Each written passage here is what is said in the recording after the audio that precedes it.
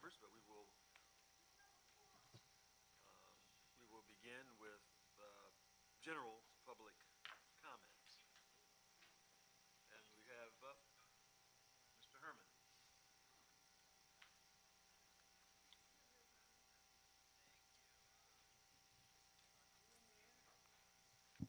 Since this is general public comment, for the record, I'd like to point out Friday's current news with Joe Busciano regarding his proposition of taking monies that does not belong to him for the construction of large capacity units. It's almost like having a large capacity magazine for your assault AR-15, you see.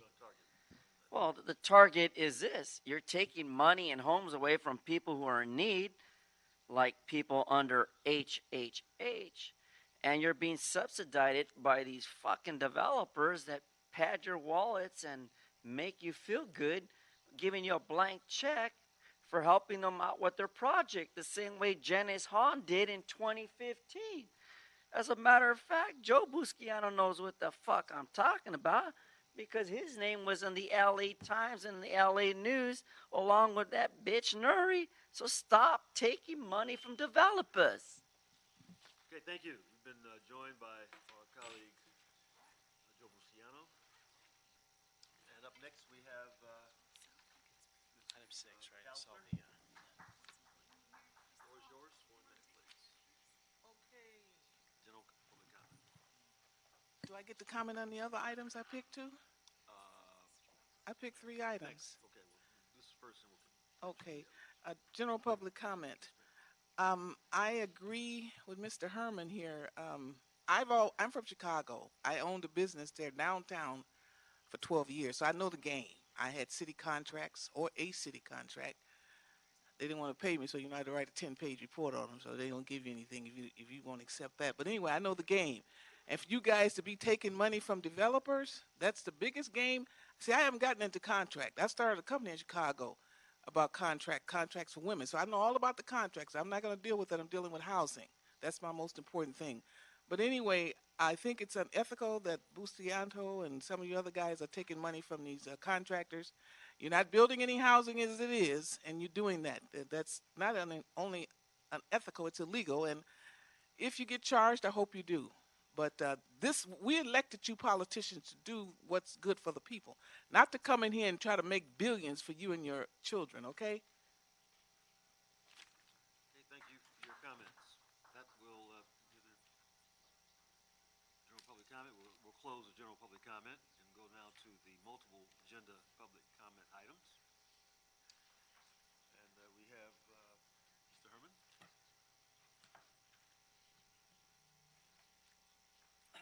Since we're talking about the probation department on youth policy, let's state for the record the ruling of the high court side with youth when it comes to the California courts that ruled that it is the court's majority that said sentencing by cruel and unusual punishment is depriving the inmates of parolees a chance to parole and escape the consequences brought by them by sex crimes. Not to mention that Mr. Goodwin Liu, L-I-U, is not related to David R-Y-U, who was involved in an incident of an unconscious woman dealing with a sex crime. In addition to that, we have the so-called fashion district, an area targeted by elected officials who have suppressed, pushed out, and removed homeless people who are trying to articulate their showy homes and their showy clothing and their new urban environment clothing to sell on the fashion district. Homeless people have a creative way of using bags and the resources of the neighborhood to display themselves in their fashion. And now they're being targeted by elected officials for being homeless and using the fashion district to hold on to their property and display. Stop fucking with people in Los Angeles, provide housing, and keep the goddamn World Cup out of Los Angeles because it doesn't add to housing. It doesn't improve the quality of the fashion district. Thank you. Thank you for your comments. Mrs. McAllister. Okay, I'd like to first start with item 2 here. I find this is important. This is how you guys are moving money around. Urban Place Consulting Group. They got $80,000 for this Hollywood business district to help them do things and and create petitions. That was in 2015. Here it is in 2018. You want to give them 80 more thousand, 40,000, and they're matching 40,000. Okay, this is ridiculous. See, I see this a lot. And then you want to create a fund. These funds, we need an investigation of these funds because I believe you're using them to transfer money and to siphon money out of these funds, to give them another 80,000 from 2015 to get some petitions. Give me a break. Come on now. We need an investigation of a federal audit of this city. Yes, we do. Now let's go to the Miss Jan Perry's baby, number 7. I'm shocked to know that Jan Perry is the general manager of the Workforce Development Board. The workforce do nothing for black people, not a thing. 80% of the out 80 students, bring 100 students in here, 80 are the children of illegal aliens. Those are the ones who's getting workforce money. And you know when you deal with illegals, you cheat them all the time. So they're not even getting most of it. Jan Perry is, I have no respect for her. I don't know if I can get the words out. But anyway, you claim that you're going to give probation officers and the career development specialists services for these kids for rehabilitation and job and life mentoring and all of that, and coaches. I'm a teacher. I work for LACO, Los Angeles County Office of Education. I worked in those halls and camps, East Lake. Those boys don't get a darn thing, and those girls either. They get released and they go back in the community. I want a audit of what children are getting help. I'm a teacher. See, I know these kids. What kids are getting help? What coaches are doing what? What are these children doing now? This is item number 7. And Jan Perry, tell her to take a hike. Thank you. Okay, that closes the multiple agenda public comment.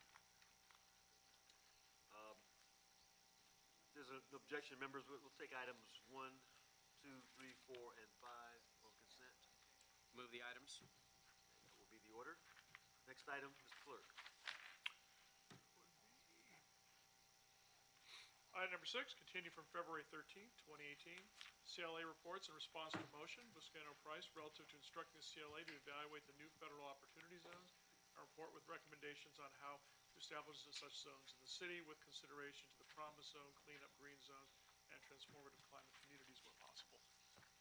Okay, Mr. Busciano and I offered this motion. We were very excited about the prospects of the federal opportunity zones. We know a lot of work has been put into it. So why don't you give us an update on where we are? Yes, John Wickham with the CLA's office. It's been a very fast 2 weeks since you last considered this item. We were really under the gun. The governor needs to make his recommendations to the federal government by March 22nd. And so we really had to get something back to you ASAP. In the process of doing this review, we looked at the zones that the motion had instructed us to do, the promise zones, the cleanup, green up, and the transformative climate community. We also spoke to council offices to identify the tracks that were appropriate in their districts. Nobody knows their districts better than the council members and their staff. So it was an opportunity for the council to weigh in on those areas where there appears to be the highest degree of job creation capacity and opportunity going into the future. And so Henry Flatt with the CLA's office prepared the report, and he can provide a little bit more information. Henry Flatt with the Office of the Chief Legislative, and as John said, we met with quite a few council offices, and we submitted a list of a total of 169 tracks to the governor that we hope will be designated as opportunity zones. 144 of those tracks we consider to be primary zones. 125 of them, with an additional 44 120 of the 160? The 169, yes. if you see on attachment 2, you can see the comprehensive list of tracks there, along with a resolution that communicates to the governor the tracks that we want to be designated as opportunity zones. So how are we distinguishing primary tracks versus secondary tracks? Mostly job creation potential and the proximity to transit centers, commercial development, and other economic development opportunities. And again, in consultation with the council offices, there were so many tracks that are eligible in the city of Los Angeles, over 500 or about 500 tracks in the city of Los Angeles. The governor can only designate 25% of the tracks in the state, so we could not go in and ask the governor to designate all of the tracks in the city, or even a substantial portion of them. And so in talking to the council offices, we asked the question, which are the highest priority areas, and which should we present as the highest priority areas. And then some offices said we would like these areas considered as well. So if there is additional capacity for the governor to designate, then we would ask for these in addition. So it was a conversation of trying to really target to the highest needs, and then to identify some secondary areas with it that might be appropriate. Review for us again the benefits of the designation, how the city will be able to leverage it. There's a substantial sum of money that can be attracted to opportunity zones because a lot of the money will be coming from unrealized capital gains. So it's a phenomenal sum of money. It could be in the billions of dollars. Mostly what it seems like the investments will be made through these vehicles called opportunity funds that are located in the zones, and a lot of the details actually about how the money will be distributed and regulated and to prevent against fraud, waste, and abuse hasn't been fleshed out at all. But it's our understanding that it will be in the billions of dollars, and it'll mostly be in the form of property, real property, and maybe even corporate stock, and maybe even stock. So we are waiting for the federal government to release their guidelines on how the opportunity funds will function, how we will be able to leverage them, where it seems there might be the development of local, like community development fund that would be able to manage and leverage those funds. So we will look for those regulations when they come out in the next couple of months, and we can report back to you on our thoughts on how that functions. Did you say these are cap and trade dollars, or this is another source? This is entirely different. This is unrealized capital gains, some money from stocks, property being sold, bonds, those types of investments. So the normally just goes back into the general fund. Now it's being designated to this opportunity fund. Yeah, it would be. It's a tax savings opportunity for those businesses that have these capital gains taxes. And so by investing the money in these funds, they will get a break on their capital gains taxes that they would have paid to the federal government. Right. So there's an incentive to leave the money in the opportunity funds for an extended period of time. So if you have $100 and you leave it in the opportunity fund for 5 years, you pay taxes as if it's about $90. If you leave it for 7 years, it's about if it's $85. And if you leave it in there for over 10 years, then you evade taxes entirely. So there's a massive incentive to leave the money in these funds for an extended period of time. Before I begin, Patricia and Herman they're disrupting the meeting. Can you take the conversations outside? I'm having a hard time hearing. Thank you, Mr. Chairman, and it's great to partner with you on this. I do want to recognize my planning team for flagging this opportunity, Allison Becker and Nate Holmes.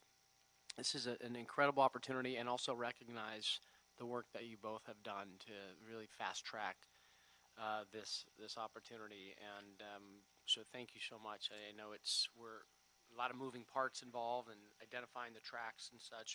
How soon can we reap the benefits if indeed we are identified as a federal opportunity zone, or when these investments come through? It's not entirely clear. Basically, the governor has to submit his list to the Secretary of Treasury before March 22nd, and then we're just waiting for next steps.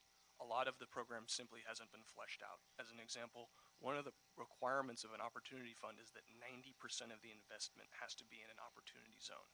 However, to regulate the fraud, waste, and abuse that could come from that, basically the law just punts it to the Secretary of the Treasury, and there has been no regulations talking about how that will actually be regulated. So a lot of this program is very much in moving Fluid. pieces. Yes. Yeah, fluid.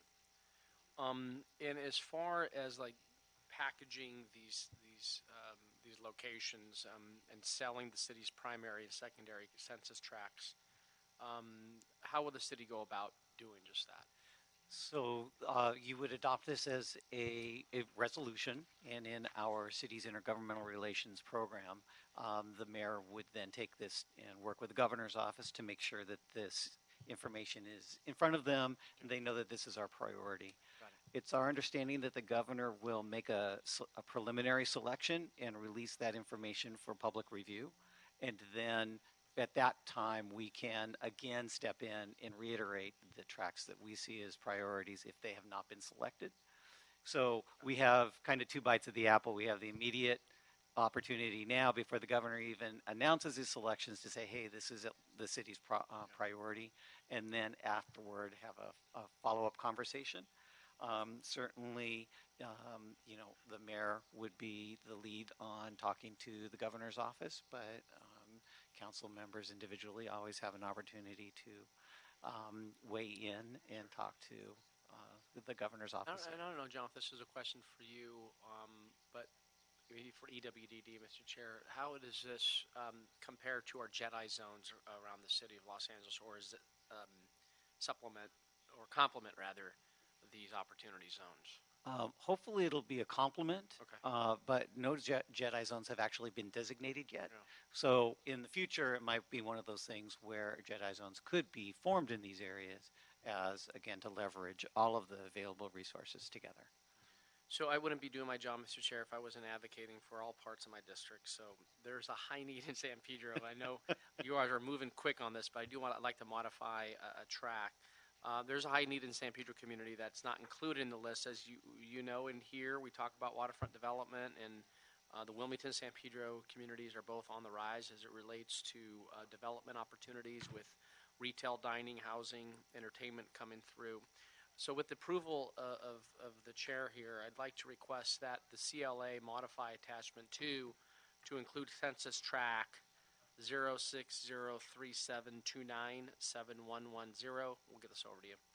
This tract can be made in exchange for an area that's included as part of the primary tract, census tract 060379800014. And this tract I just mentioned is not ripe for economic development because it's actually it's a rail area. I understand that there's a lot of thought and strategy was done on behalf of the CLA's office, but I'd like to have the benefit of seeing and foreseeing on the ground what investment can mean for vulnerable areas in my district. And this the track was included in the list that was submitted to your office, Mr. Chair. Okay, well, let's make note of that. And again, that's the value of having council offices review. Right. And I know you both have been very active in talking to Allison and Nate, but I think upon further review of the report, I'd just like to, do we need an amendment for this? Is it going to be an issue? Yeah, what we will do is we can revise the entire list and submit that. I think this might be in council tomorrow or Friday. It's in council on Friday. So we can, no? It's too late for the agenda. Best we can do right now is Tuesday. It's too late for the agenda. Okay. So what we will do is we'll take the amendments noted here in committee, provide a revised list, and submit that in advance of the consideration in council. And we'll Okay. simply modify the committee report. Okay. Yeah. We're switching out one. One track with the other, right? Yeah. You okay with that, Mr. Chair? Appreciate your support on that. And Mr. Buscaino, it was made to my attention that one of the tracks in the report was missing a digit. I just want to let you know on attachment 2, number 63, that tract is stated in full, so that it doesn't require an amendment. Okay. In addition, after the report was released, we received a note from Council District 3. They just wanted to note that in the Canoga Park area, the Orange Line is also a transit corridor that serves that community. In all of these tracks, we try to identify tracks that are along transit lines, either existing or future metro rail transit lines. So again, this conforms with the state's trying to, transit-oriented development, addressing climate change and such matters. So all of the tracks in here really try to focus in on those bringing all of those key policy issues together in one Sure. place. So because would you say this is an added tool since the dissolvement of CRA? Absolutely. And actually, a number of the areas are former CRA areas as well. So again, just trying to leverage everything that the city and the state and the county have been doing over the past decades and bring it all together moving forward. Thank you. Okay, well, gentlemen, thank you for your efforts in this matter. Without objection, we'll approve the motion and report as amended. As modified, yep. Okay. As amended, Including the resolution. including the resolution. Terrific. And the list of tracks. Thank you, sir. Thank you very much. Gentlemen, thank Thanks, you very guys. much. Good work on it. Thank you. Fast paced. Next item. Item number 7, Joint Workforce Development Board, Economic and Workforce Development Department Report relative to authorization to allocate $450,000 from the County of Los Angeles Probation Department to the Youth Policy Institute to provide workforce development services under the INVEST program. Okay, Good afternoon, good sir. afternoon. Jaime Pacheco Orozco with the Economic and Workforce Development Department. Before you have a transmittal requesting authority to allocate $450,000 from county funds to the Youth Policy Institute in Supervisor District 3 to provide reentry services and workforce development services to individuals who are subject to SB 679 probation reentry. The individuals would be designated by the Probation Department. This is a joint effort between the Probation Department, the county and city workforce development agencies, our department, to provide workforce service, wraparound services to folks.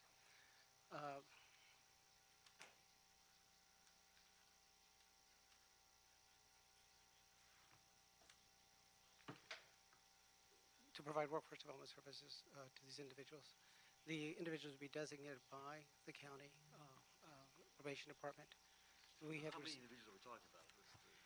We're looking at a slot cost of about $5,000 per participant. So we're looking at about 80 individuals in this first run. This is the first of 5 that will be allocated to the region.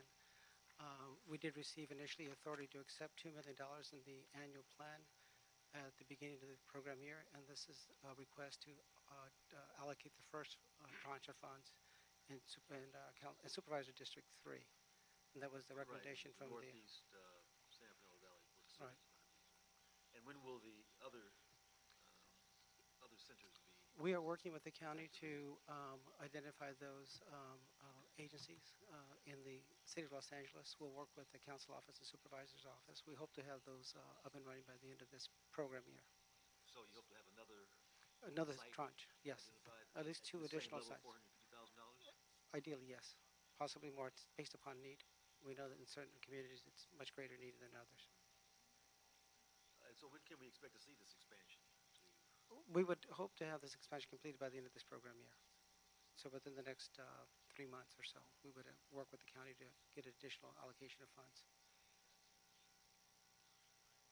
And how are the participants going to be identified? What's the outreach? The participants are coming through the probation department and the parole department. So we're working closely with the county probation department to identify individuals who would be eligible for this program. Thank you, Mr. Chair. So I may have misunderstood you. You mentioned Council District 3, but this is No. Supervisory District 3, right? Supervisor District 3. This encompasses most of the northeast San Fernando Valley. Yes, sir. Fantastic. And were any of these dollars from the Prop 47 savings, realignment savings? You know? I do not believe they were, sir, but I'm not quite sure.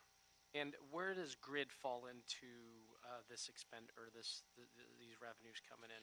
Is grid a part of this effort?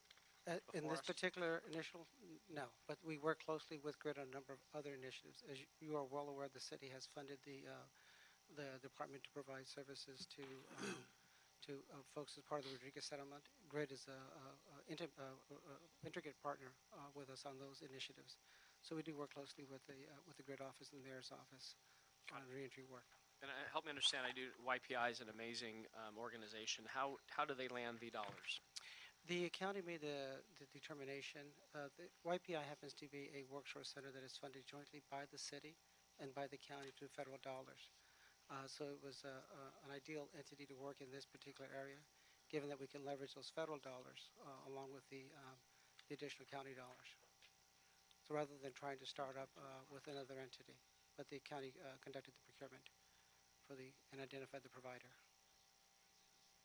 Items like this before us, I'm often reminded of, working with the county probation department and several warrant services. And I just remember during the booking process, it's like, in talking to the subjects, it's like, what do we need to do to make sure you don't kind of just go through the system and it's a revolving door? He says, I need a job, I need an opportunity. So Absolutely.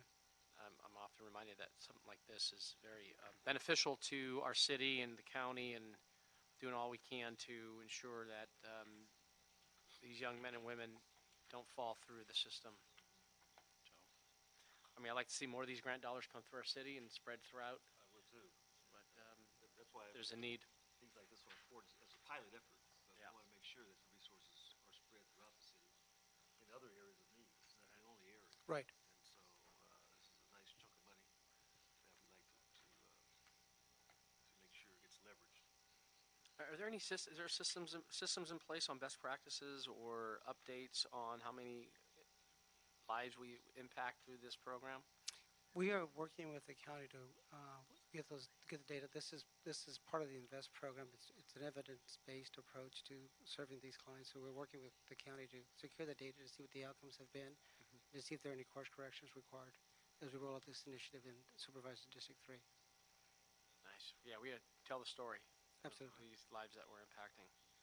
Thank you, Mr. Chair. Okay, well, without objection, we'll move to amend the recommendation 1 of the EWDD report and add subject to compliance with Charter 1022 requirements. Absolutely, sir. So we can move it forward, but we're anxious for the next round to come back to this committee so Okay. that we can know that it's really moving forward. All righty. Thank you. Appreciate it. Without objection, that'll be the order. Thank you. Okay, Mr. Clerk, what else do we have before us? That clears the desk. Okay, well, this meeting is adjourned.